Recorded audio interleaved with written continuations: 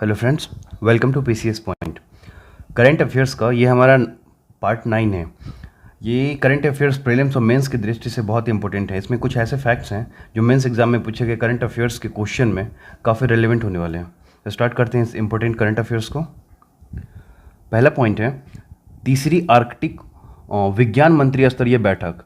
ये हाल ही में 8 से 9 मई 2021 को भारत ने आर्कटिक क्षेत्र में अनुसंधान और सहयोग पर विचार विमर्श करने के लिए आयोजित तीसरे आर्कटिक विज्ञान मंत्री स्तरीय बैठक को उसमें हिस्सा लिया है। इसका अगर मेन पॉइंट देखें, मुख्य बिंदु देखें, तो इस बैठक का जो आयोजन हुआ था वो आर्कटिक क्षेत्र के बारे में सामूहिक समझ को बढ़ाने, उसके साथ साथ इसकी निरंतर निगरानी पर जोर देते हुए शिक्षाविद, साथ ही साथ स्थानीय समुदाय, सरकार और नीति निर्माताओं सहित विभिन्न हितधारकों को इस दिशा में अवसर प्रदान करने के लिए किया गया है। इससे पहले 2 आर्कटिक विज्ञान मंत्री स्तरीय बैठक 2016 में अमेरिका और 2018 में जर्मनी में आयोजित की गई थी। ओके, नेक्स्ट पॉइंट, यह बैठक 2021 में जापान और आइसलैंड द्वारा आयोजित की गई और एशिया में आयोजित होने वाली यह पहली बैठक है। ओके, पॉइंट इसका अगर नेक्स्ट पॉइंट देखें तो भारत और आर्कटिक परिषद अगर देखें तो आर्कटिक क्षेत्र में भारत की उपस्थिति 1920 में पेरिस की स्वालबार्ड संधि पर हस्ताक्षर के साथ ही शुरू हुई थी। ओके, नेक्स्ट पॉइंट, दुनिया का सबसे शक्तिशाली सुपर कंप्यूटर फुगाकू, इसका नाम है, सुपर शक्तिशाली कंप्यूटर है। ओके, 9 मार्च 2021 को दुनिया की सबसे शक्तिशाली सुपर कंप्यूटर ये फुगाकू जो है वो जापान में पूर्ण रूप से अनुसंधान उपयोग हेतु विकसित हो गया है। ठीक है, जानते हैं इसके बारे में। जापानीज वैज्ञानिक जो हैं वो जापानीज वैज्ञानिक अनुसंधान संस्थान रिकेन और फुजेत्सु, इसने जापान की कंप्यूटिंग अवसंरचना में वृद्धि करने के उद्देश्य से वर्ष 2014 में इस सुपर कंप्यूटर पर कार्य करना शुरू किया था। ओके, और अप्रैल 2020 में कोविड-19 महामारी से निपटने हेतु विशेष परियोजना के लिए इस सुपर कंप्यूटर का परीक्षण किया गया था। फुगाकू के बारे में अगर बात करें तो ये फुगाकू सुपर कंप्यूटर की क्षमता जापान के ही सुपर कंप्यूटर एक था जिसको के सुपर कंप्यूटर की तुलना में 100 गुना अधिक प्रदर्शन करने का क्षमता है। ओके, इसे मुख्य रूप से उच्च रिजोल्यूशन, लंबी अवधि और बड़े पैमाने पर सिमुलेशन को लागू करने हेतु विकसित किया गया है। Next point, food fortification. दिसंबर 2020 में भारतीय खाद्य सुरक्षा एवं मानक प्राधिकरण यानी कि FSSAI जो है, food safety standard authority of India है इसका फुल फॉर्म, FSSAI ने नियमित खाद्यों में फोर्टिफिकेशन की मात्रा को 15 से 30% तक सीमित कर दिया है। यह सूक्ष्म पोषक फोर्टिफाइड उत्पादों की संतुलित खपत सुनिश्चित करने के लिए किया गया है। फूड फोर्टिफिकेशन और अथवा खाद्य पौष्टिकरण से तात्पर्य अगर देखें तो किसी खाद्य पदार्थ में विटामिन या खनिज जैसे आवश्यक सूक्ष्म पोषक तत्वों की मात्रा बढ़ाने की प्रक्रिया से है, ताकि इन खाद्य पदार्थों के पोषण मान में सुधार हो सके और न्यूनतम लागत पर सार्वजनिक स्वास्थ्य लाभ प्राप्त किया जा सके। हमें फूड फोर्टिफिकेशन की आवश्यकता क्यों है? राष्ट्रीय पूरक कार्यक्रम के होते हुए भी कुछ महत्वपूर्ण पोषक तत्व जैसे कि iron, phallic acid, vitamin A की कमी व्यक्तियों में पाई जाती है। ओके, आयरन की कमी से जो एनीमिया होती है, विटामिन ए और रेटिनॉल शायद रतौंधी, और आयोडीन की कमी से जो घेंघा वगैरह रोग होता है, इससे गंभीर स्वास्थ्य समस्या उत्पन्न होती है। ओके, महिलाओं और बच्चों के अलावा 24% पुरुष भी आयरन का शिकार पाए गए हैं इंडिया में। ओके, अब नेक्स्ट पॉइंट, CRISPR-Cas9 कैंसर कोशिकाओं को खात्मे में मददगार हो सकती है। CRISPR-Cas9 टेक्नोलॉजी, CRISPR-Cas9 टेक्नोलॉजी क्या है? ये हाल ही में इजरायली वैज्ञानिकों ने चूहे पर शोध के दौरान इजरायली वैज्ञानिक ने चूहे पर शोध के दौरान CRISPR-Cas9 के नाम से अति नवीनतम जीन एडिटिंग तकनीक से कैंसर कोशिकाओं को खत्म करने में कामयाबी हासिल की है। बहुत इंपॉर्टेंट ये फैक्ट बन सकता है साइंस टेक में। उल्लेखनीय है कि इस प्रक्रिया में स्वस्थ कोशिकाओं को तनिक भी नुकसान नहीं पहुंचा है, जबकि जो कैंसर सेल्स है उनको समाप्त कर दिया जाता है इसमें।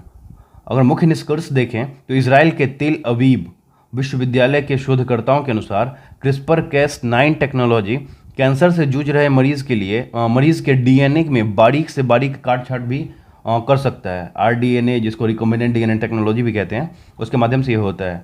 इसकी खासियत यह है कि कैंसर के इलाज में प्रयुक्त अन्य तकनीक जैसे कि कीमोथेरेपी, रेडियोथेरेपी जैसे बिल्कुल भी ये नुकसानदेह नहीं है।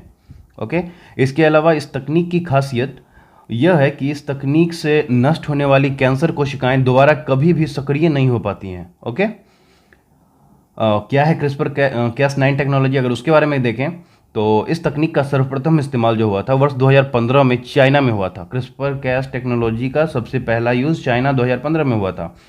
उस समय इसका प्रयोग पूर्णतः सफल नहीं हुआ था और इस तकनीक के द्वारा डीएनए में काट छांट संभव है। ठीक है, इसके जरिए अनुवांशिक गड़बड़ियों को, जिसके द्वारा हिस्टिक फाइब्रोसिस से लेकर स्तन कैंसर जैसी बीमारियां होने का खतरा रहता है, उसको शरीर से पूरी तरह से पृथक किया जा सकता है, यानी कि अलग किया जा सकता है। यदि हम इस तकनीक का कैंसर में इस्तेमाल होने के बारे में बात करें तो क्रिस्पर कैस9 टेक्नोलॉजी के तहत कैंसर रोगियों को मैसेंजर आरएनए से लैस एक इंजेक्शन लगाया जाता है। मैसेंजर आरएनए से लैस एक इंजेक्शन लगाया जाता है जो आरएनए जेनेटिक कैंची की भूमिका निभाते हुए कैंसर कोशिकाओं और लिपिड नैनो पार्टिकल्स को काट देगा। कैंसर कोशिका के किसी अंग में होगा तो अगर कैंसर कोशिका किसी भी अंग में होगा तो ये इंजेक्शन सीधे ट्यूमर में ही डायरेक्ट लगाया जा सकता है। उल्लेखनीय है कि क्रिस्पर जीनोम एडिटिंग इसके क्षेत्र में अतुलनीय योगदान हेतु इमैनुअल चारपेंटियर, पिछले साल शायद इनको ये मिला था, नोबेल प्राइज़ मिला था, ओके, रसायन के क्षेत्र में। अतुलनीय योगदान हेतु इमैनुअल चारपेंटियर और जोनिफर एडिडाउडना को 2020 में रसायन का नोबेल प्राइज़ प्रदान किया गया था। ठीक है, यही क्रिस्पर जीनोम एडिटिंग के क्षेत्र में मिला था। ओके, आवर नेक्स्ट पॉइंट, अंतर्राष्ट्रीय ताप नाभिकीय प्रायोगिक संयंत्र, इंटरनेशनल थर्मोन्यूक्लियर एक्सपेरिमेंटल रिएक्टर, जनवरी 2021 में टोकामॉक परिसर में संयंत्रों के इंस्टॉल के लिए समझौता संपन्न हुआ। इससे पहले जुलाई 2020 में असेंबली ऑफ आईटीआर टोकामॉक की शुरुआत हुई थी। भारत एवं आईटीआर परियोजना, इसके बारे में अगर देखें तो भारत द्वारा जून 2020 में यह सूचना दी गई थी कि उसने दुनिया के सबसे बड़े परमाणु संलयन रिएक्टर में अपने 50% योगदान को पूरा कर लिया है।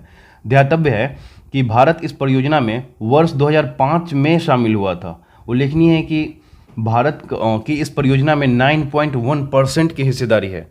ओके, और दुनिया की सबसे बड़ी परियोजना है जिसमें भारत प्रत्यक्ष भागीदारी कर रहा है। भारत को इस परियोजना में cryostat in wall shielding, cooling water system, cryogenic system, heating system, diagnostic neutral beam system and विद्युत आपूर्ति के साथ साथ कुछ विशेष डायग्नोस्टिक सिस्टम का निर्माण भी करना है। ओके, ध्यातव्य है कि जून 2020 में भारत के लॉर्सन एंड टर्बो इनके द्वारा जो निर्मित क्रायोजेनिक स्टेट को सफलतापूर्वक रिएक्टर भवन में स्थापित कर दिया गया है। ओके, इसके बारे में देखते हैं कि क्या है आईटीआर परियोजना। ओके, इस परियोजना के अंतर्गत दुनिया के सर्वश्रेष्ठ वैज्ञानिक धरती पर एक छोटा सा सूर्य यानी कि लिटिल सन बनाने की कोशिश में है। इस परियोजना के पूरी होने की स्थिति में दुनिया को वैसी ही स्वच्छ ऊर्जा प्रदान हो सकेगी जो हमें सन से प्राप्त होती है, जो हमें सूर्य से प्राप्त होती है। एवं इससे क्या होगा, प्रदूषण का खतरा यानी कि जो पॉल्यूशन का भी जो खतरा है उसका लगभग शून्य के स्तर पर पहुंच जाएगा। पॉल्यूशन बिल्कुल जीरो हो जाएगा, नग्न हो जाएगा। यह परियोजना दुनिया की सबसे महंगी परियोजनाओं में से एक है। ओके, सबसे महंगी परियोजना है ये एक। इसमें अमेरिका, रूस, साउथ कोरिया, चाइना, जापान, यूरोपीय संघ एवं इंडिया शामिल है। फ्रांस के सुदूरतम क्षेत्र में अवस्थित इस परियोजना का उद्देश्य सूर्य की ऊर्जा के स्रोतों का पता लगाना है। साथ ही साथ वैज्ञानिक इस शोध में आगे बढ़ रहे हैं कि क्या हाइड्रोजन के दो अणुओं के मेल से निकलने वाली भारी ऊर्जा को नियंत्रित किया जा सकता है या नहीं। इस परियोजना के सफल होने की स्थिति में दुनिया को असीमित स्वच्छ ऊर्जा प्राप्त हो सकेगी। ओके, इस परियोजना की शुरुआत फ्रांस के कैटरेक में वर्ष 2013 में की गई थी। ओके, इस परियोजना में यूरोपीय यूनियन के 45.6%, सबसे ज़्यादा निवेश यही कर रहा है यूरोपीय यूनियन। ओके, इस परियोजना में यूरोपीय यूनियन के 45.6% शेयर निवेश कर रहा है, जबकि अन्य कंट्री जो है प्रत्येक देश 9.1% शेयर खर्च करेंगे। ओके, और नेक्स्ट पॉइंट, ट्रांसफैट।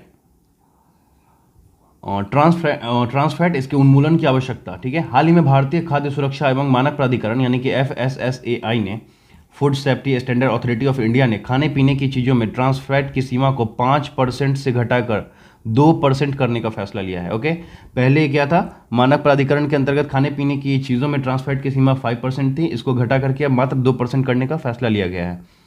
यह मानक बंद एवं खुले दोनों प्रकार के भोज्य पदार्थों पर लागू होगा। जो पैक्ड खाना रहता है वो भी, या फिर जो खुला हुआ रहता है, दोनों पर ये पाबंदी लागू होगी। ओके, देखते हैं इसके बारे में। नए मानक और नए मानक जो है जिसमें वैश्विक और भारत पर क्या असर पड़ेगा या फिर क्या इसका आइडियोलॉजी है। विश्व स्वास्थ्य संगठन यानी कि WHO, वर्ल्ड हेल्थ ऑर्गेनाइजेशन जिसका मुख्यालय जेनेवा स्विट्जरलैंड में है, और इसके अभी जो चेयरपर्सन है, अध्यक्ष हैं टेड्रोस अधनॉम है। ओके, तो विश्व स्वास्थ्य संगठन WHO के संदर्भ में अगर बात करें तो WHO ने औद्योगिक रूप से उत्पादित ट्रांस फैट को वैश्विक खाद्य आपूर्ति से वर्ष 2023 तक पूर्णतः समाप्त करने का संकल्प लिया है। ओके, उल्लेखनीय है कि WHO ने इस समय प्रति व्यक्ति कुल कैलोरी मात्रा में 1% से कम कृत्रिम ट्रांस फैट के उपभोग को निर्धारित किया है। ट्रांस फैट के संदर्भ में वैश्विक प्रयास वर्ष 2003 में TFA पर प्रतिबंध लगाने वाला डेनमार्क पहला देश बना था। ओके, और अगले 5 वर्षों में चिली और स्विट्जरलैंड ने भी इस पर प्रतिबंध लगा दिया है। ओके, हालांकि 100 से अधिक देशों को अभी भी त्वरित कार्रवाई की आवश्यकता है, परंतु अजरबैजान, बांग्लादेश, भूटान, इक्वाडोर, मिस्र के साथ साथ भारत, ईरान और मैक्सिको, नेपाल, पाकिस्तान व कोरिया गणराज्य में अधिक प्रयास की इसमें आवश्यकता है, क्योंकि इन देशों में ट्रांस फैट से अधिक मौतें हो रही हैं। भारत में ट्रांस फैट के विरुद्ध कार्रवाई की शुरुआत FSSAI की स्थापना के साथ जो शुरू हुआ था, जो कि वर्ष 2006 में अस्तित्व में आया था। ओके, वर्ष 2011 में इसने भारत में तेल और वसा में ट्रांस फैट पर 10% की ऊपरी सीमा निर्धारित की थी, जिसे बाद में 5% कर दिया गया था। ओके, अब देखते हैं ट्रांस फैट के बारे में। ये ट्रांस फैट होता क्या है। ट्रांस फैट का सीधा आशय ऐसे फैट से है जिसमें एक या एक से अधिक फैटी एसिड का समूह होता है। इसे हाइड्रोजनीकृत फैट भी कहा जाता है। ओके, और दरअसल 70 के दशक में जब पहली बार यह तथ्य सामने आया था कि सैचुरेटेड फैट्स जो कि बटर और चर्बी की वजह से हृदय रोग बढ़ रहे हैं, ओके, हृदय रोग बढ़ रहे थे, तो विशेषज्ञों ने खाद्य पदार्थों में इसके बजाय तरल अवस्था वाले असंतृप्त यानी कि अनसैचुरेटेड फैट्स का इस्तेमाल करने की सलाह दी थी। लेकिन चूंकि फूड प्रोसेसिंग इंडस्ट्री को केक और बिस्कुट इन जैसे उत्पादों के लिए सेमी सॉलिड्स चाहिए थे, अतः उन्होंने तेल में हाइड्रोजन एटम का आंशिक उपयोग शुरू कर दिया ताकि तेल के भारीपन को कम करके उसे पतला किया जा सके। इस प्रक्रिया में हाइड्रोजन एटम तेल में मौजूद कार्बन चेन के भारीपन से जुड़कर ट्रांस फैट्स नाम का सेमी सॉलिड्स को जन्म देते हैं। इसका सेहत पर धीरे धीरे लेकिन बहुत ही ज़्यादा खतरनाक असर होता है। उल्लेखनीय है कि ट्रांस फैट के लगातार उपयोग से हृदय रोग जो कि हार्ट अटैक के अलावा डायबिटीज़, अल्जाइमर जैसे रोगों की संभावना जो है वो बहुत अधिक बढ़ जाती है। ओके, चलते हैं नेक्स्ट पॉइंट की ओर। कोल्ड चेन क्या है, ये भी बहुत ज़्यादा चर्चा में था ये वर्ड कोल्ड चेन। टीकों के रेफ्रिजरेटर यानी कि डीप फ्रीजर जिसको कहते हैं, ओके, डीप फ्रीजर यानी कि ठंडा रखने का वो यंत्र जिन्हें टीका लगाना है उन तक टीका पहुंचाते वक्त पूरे समय तक ठंड में रखने के लिए टीके कैरियरों के इस्तेमाल किया जाता है। इन कैरियरों की दीवार और ढक्कन मोटे होते हैं तथा एक खास प्रकार के पदार्थ से बने होते हैं जो बाहरी टेम्परेचर को अंदर नहीं जाने देते। इन कैरियर में 4 जमे हुए बर्फ के टुकड़े रखे जाते हैं जो टीकों को निश्चित तापमान पर ठंडा रखते हैं। इन कैरियरों को सामान्यतः 24 घंटों तक और टीकों को ठंडा रख सकते हैं और 15 से 20 शीशियाँ एक बार में लाई जा सकती है। ओके, ये था कोल्ड चेन। चलते हैं नेक्स्ट पॉइंट की ओर। आर्टिफिशियल इंटेलिजेंस के बारे में बात करें तो आर्टिफिशियल इंटेलिजेंस एक ऐसी तकनीक है जो कंप्यूटर को इंसान की तरह सोचना सिखाती है। ओके, कंप्यूटर को इंसानों की तरह सोचना सिखाती है। इस तकनीक में मशीनें आसपास के परिवेश को देखकर जानकारी इकट्ठा करती है और उसी के अनुरूप प्रतिक्रिया देती है। जॉन मैकॉर्थी को आर्टिफिशियल इंटेलिजेंस का जनक माना जाता है। ओके, जॉन मैकॉर्थी को आर्टिफिशियल इंटेलिजेंस पूर्णतः प्रतिक्रियात्मक, सीमित स्मृति, मस्तिष्क सिद्धांत एवं आत्मचेतन जैसी अवधारणा पर कार्य करता है। ओके, उल्लेखनीय है कि कोविड-19 के दौर में आर्टिफिशियल इंटेलिजेंस का महत्व और अधिक तेजी से बढ़ा है।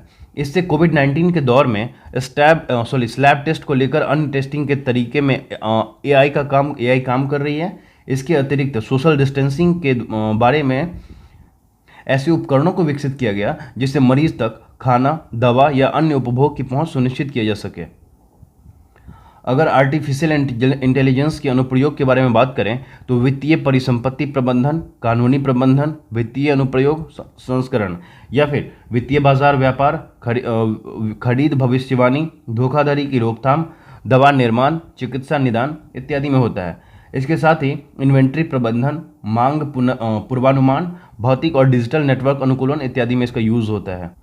साथ ही साथ साउंड इमेज के माध्यम से दुनिया के बारे में चीज़ों को अनुमान लगाने की इसके अंदर गजब की क्षमता होती है। चलते हैं नेक्स्ट पॉइंट की ओर। दुनिया का सबसे बड़ा सौर वृक्ष समूह, ओके, दुनिया का सबसे बड़ा सौर वृक्ष समूह CSIR-CMRI ने दुनिया का सबसे बड़ा सौर वृक्ष विकसित किया है, जो CSIR-CMIR आवासीय कॉलोनी दुर्गापुर में लगाया गया है। सौर वृक्ष की स्थापित क्षमता 11.5 kWp से ज़्यादा है और उसकी सालाना क्षमता 12,000 से 14,000 यूनिट स्वच्छ व हरित विद्युत पैदा करने की है। यह सौर वृक्ष ऊर्जा आत्मनिर्भरता और कार्बन नेगेटिव भारत बनाने की दिशा में एक बहुत बड़ी छलांग है। साथ ही साथ सौर वृक्ष में 35 सौर पैनल लगे हैं, जिसमें प्रत्येक की क्षमता जो है वो 330 वाट की है। बेंगलुरु अंतर्राष्ट्रीय हवाई अड्डे पर लगाई गई मेड इन इंडिया विमानन मौसम निगरानी प्रणाली, ओके, हमारे देश में ही विकसित विमानन मौसम निगरानी प्रणाली यानी कि AWMS को कैंपेगौड़ा अंतर्राष्ट्रीय हवाई अड्डे के नए रनवे पर लगाया गया है। इसके साथ ही KIA स्वदेशी WMS तकनीक का प्रयोग करने वाला देश का पहला हवाई अड्डा बन गया है। ओके, इस तकनीक को बेंगलुरु की एक CSIR राष्ट्रीय अंतरिक्ष प्रयोगशाला NAL द्वारा विकसित किया गया है। ओके, अब नेक्स्ट पॉइंट, हाल ही में गुजरात उच्च न्यायालय जो है भारतीय न्यायपालिका में पारदर्शिता यानी कि ट्रांसपेरेंसी और खुलेपन को सुनिश्चित करने के लिए औपचारिक रूप से अपने YouTube चैनल पर कार्यवाही की लाइव स्ट्रीमिंग प्रारंभ करने वाला भारत का पहला ये न्यायालय बन गया है। ओके, लाइव स्ट्रीम करने वाला पूरे भारत का सबसे पहला जो उच्च न्यायालय बना है वो कौन बना है, तो गुजरात उच्च न्यायालय। ओके, अब नेक्स्ट पॉइंट, हाल ही में हरियाणा सरकार ने ग्रामीण क्षेत्रों में छोटे छोटे उद्योगों को प्रोत्साहित करने और बढ़ावा देने के लिए एक ब्लॉक एक उत्पाद योजना का शुभारंभ किया है। ओके, एक ब्लॉक और एक उत्पाद योजना। अब नेक्स्ट पॉइंट, हाल ही में बॉलीवुड अभिनेत्री यामी गौतम ने हिमाचल प्रदेश सरकार की पहल डिजिटल साथी बच्चों का सहारा, ओके, डिजिटल साथी बच्चों का सहारा फोन हमारा ऑनलाइन शिक्षण के माध्यम से ऑनलाइन शिक्षण के लिए भारत के पहले राज्य के नेतृत्व वाला फोनदान अभियान के साथ भागीदारी की है। ओके, अब next point, Indian oil corporation IOC Uttar Pradesh के मथुरा में भारत के पहले ग्रीन हाइड्रोजन प्लांट की स्थापना करेगा। ओके, भारत के पहले ग्रीन हाइड्रोजन प्लांट की स्थापना कहाँ होगी, मथुरा में, जो कि उत्तर प्रदेश में अवस्थित है।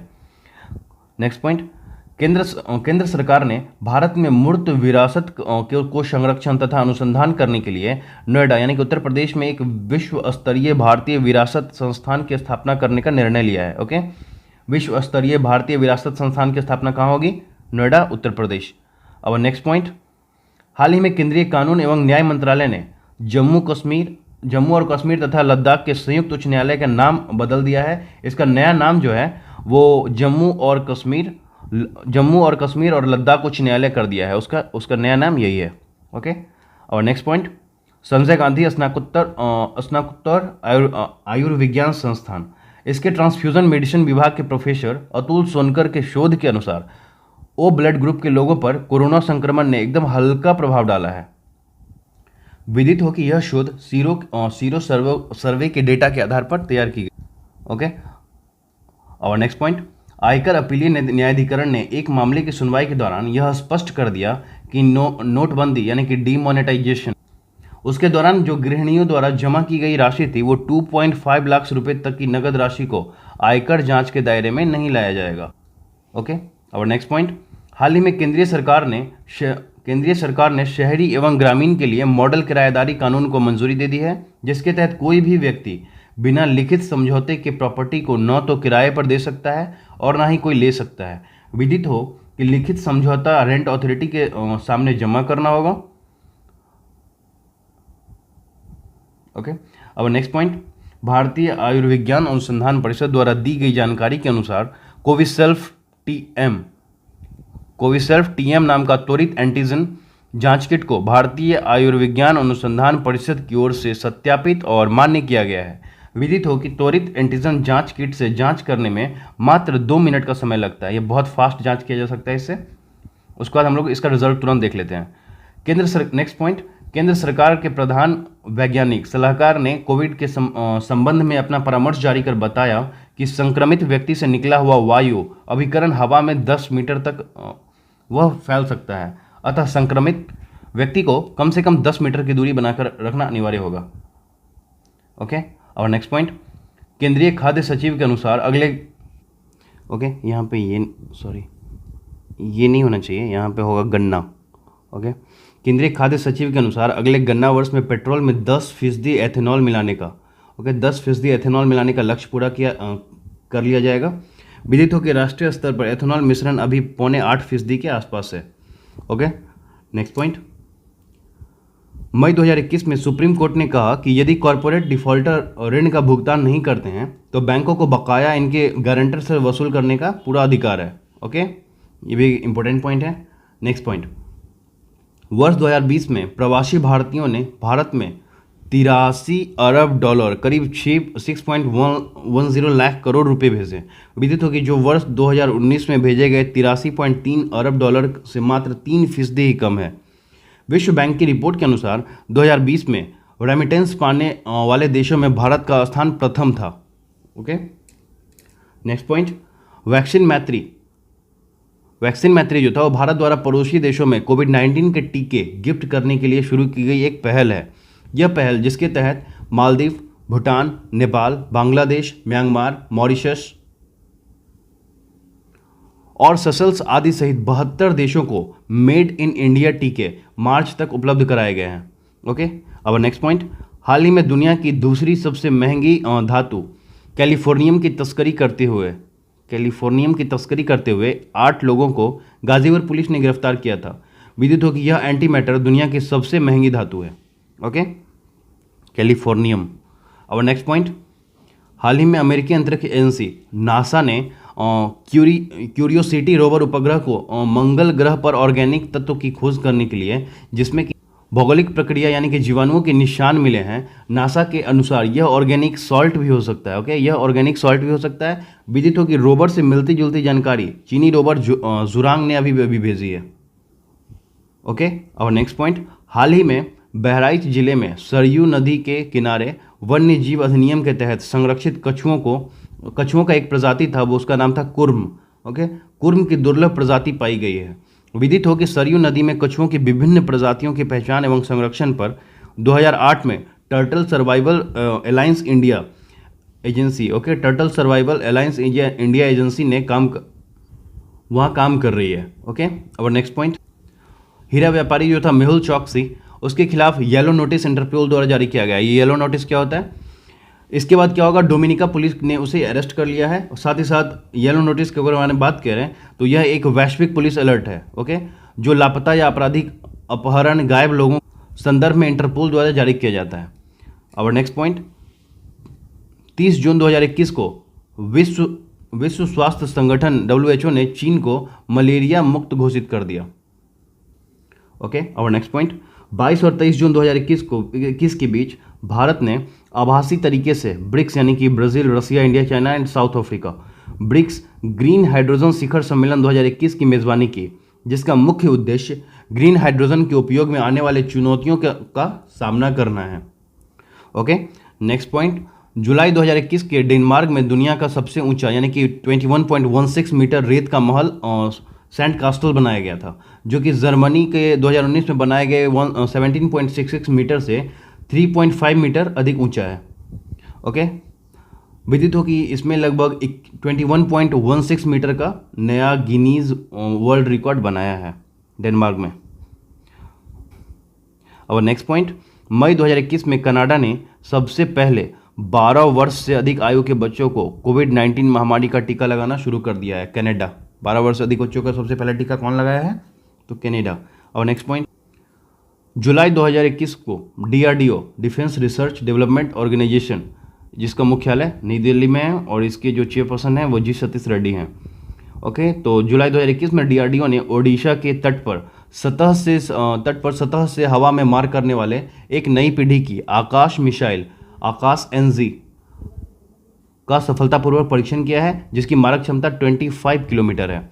ओके, अब नेक्स्ट पॉइंट, हाल ही में आईआईटी रोपर ने पहला ऑक्सीजन राशनिंग उपकरण एमलैक्स विकसित किया, जो मरीज द्वारा उपयोग किए जा रहे हैं सिलेंडर होते हैं ऑक्सीजन के, उसमें ऑक्सीजन के प्रवाह को क्या किया जाता है, नियंत्रित करके ऑक्सीजन की बर्बादी को कम किया जाता है। ओके, ये हमारा लास्ट पॉइंट था। मिलेंगे इसके नेक्स्ट वीडियो में। Thank you so much for watching this video.